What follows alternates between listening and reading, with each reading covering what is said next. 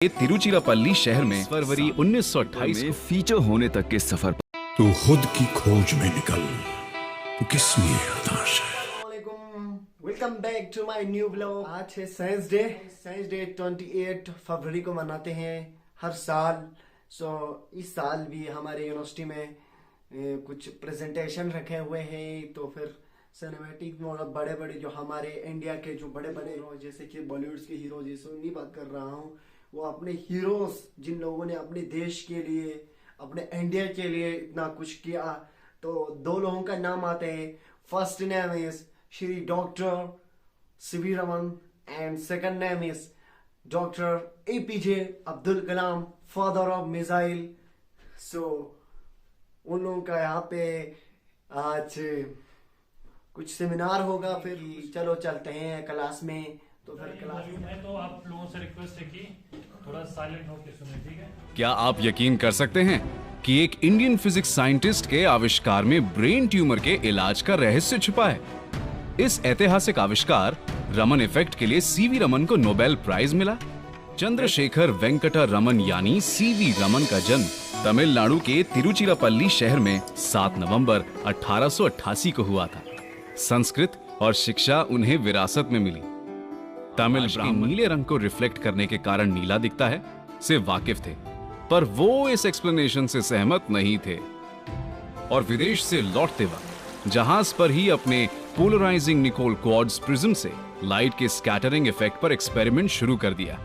बाद में अपने एक्सपेरिमेंट से रमन ने यह कंक्लूड किया कि ये नीला रंग तो पानी के मॉलिक्यूलर डिफ्रैक्शन प्रॉपर्टी के कारण होता है। 28 फरवरी 1928 को एक रेडिएशन इफेक्ट जो आज रमन इफेक्ट के नाम से जाना जाता है, उसकी खोज की। इस महान है रमन इफेक्ट। जब लाइट किसी ट्रांसपेरेंट मीडियम यानी प्रिज्म से गुजरता है तब वो स्कैटर हो जाता है, लेकिन लगभग 1 करोड़ इलेक्ट्रोमैग्नेटिक रेडिएशन में से एक रेडिएशन ऐसा पाया गया जिसका वेवलेंथ मीडियम के मॉलिक्यूल से टकराने के बाद चेंज हो जाता है। उस स्पेक्ट्रोग्राफ की मदद से रिकॉर्ड किया। इसी रमन इफेक्ट 1929 में अंग्रेजी सरकार ने उनके रमन इफेक्ट की खोज की उपलब्धि के कारण सर की उपाधि से सम्मानित किया और वे सर सीवी रमन फिजिक्स में नोबेल प्राइज पाने वाले पहले एशियन वैज्ञानिक थे। एक ऐसे भारत रत्न जिनकी सीखने की चाह उन्हें न्यूज़पेपर बेचने से न्यूज़पेपर में फीचर होने तक के सफर पर ले गई। एपीजे अब्दुल कलाम जी को बचपन से ही नई चीजों के बारे में जानने और सीखने का बहुत शौक था, लेकिन एक साइक्लोन ने रातों रात उनकी दुनिया पलट दी। एक बार उनकी टीचर पूरी क्लास को पंछियों की उड़ान समझाने के लिए बीच पर ले गई। वहां उन्होंने बच्चों को उड़ते हुए पंछी दिखाकर उनकी फ्लाइट के पीछे की साइंस समझाई। अब्दुल कलाम जी उनकी एक्सप्लेनेशन से इतना फैसिनेट हुए, वो साइंस में इतने माहिर हो चुके थे कि उन्होंने अपनी एरोस्पेस इंजीनियरिंग की पढ़ाई मद्रास इंस्टीट्यूट ऑफ टेक्नोलॉजी से स्कॉलरशिप पर की। ग्रेजुएट होने के बाद अब्दुल कलाम जी ने 1960 में defence research and development organisation यानी DRDO ज्वाइन किया। Indian committee for space research में रॉकेट इंजीनियर की पोजीशन के लिए सिलेक्ट किया।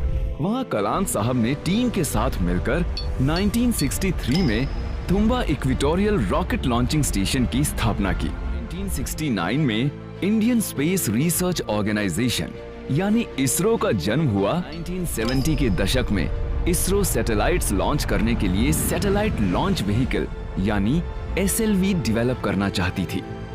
अब्दुल कलाम जी ने सिंगल हैंडेडली पूरे प्रोजेक्ट को सुपरवाइज किया और 18 जुलाई 1980 में आंध्र प्रदेश से SLV-3 लॉन्च किया।